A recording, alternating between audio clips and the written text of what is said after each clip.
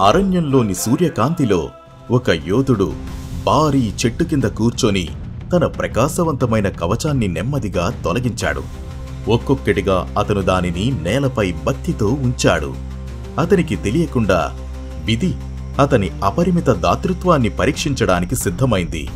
మారువేషంలో ఒక ప్రశాంతమైన వ్యక్తి అతని వద్దకు మోసపూరిత సదాశయంతో చేరుకున్నాడు.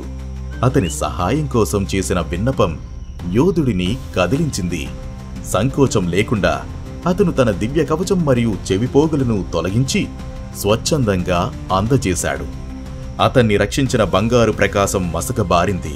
అయినా అతని హృదయం శుద్ధంగానే ఉంది. ఆ వ్యక్తి తన నిజమైన గుర్తింపును దేవుడిగా వెల్లడించినప్పుడు యోధుడి ముఖం నిశ్శబ్ద సంకల్పంగా మారింది.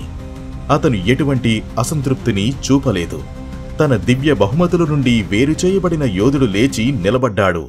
అవిరామమైన సంకల్పంతో అతను దూరపు యుద్ధభూమి వైపు నడవడం ప్రారంభించాడు. సూర్యకాంతి తిరిగి వచ్చినప్పుడు అతని నీడ అతని ముందుకు సాగింది. అతను క్షితిజ సమాంతర రేఖలో అదృశ్యమైనప్పుడు సూర్యుడు అతని వెనుక అస్తమించాడు. అతని కథ మానవ స్ఫూర్తి శక్తి మరియు విధిపై గౌరవం యొక్క శక్తికి నిదర్శనం.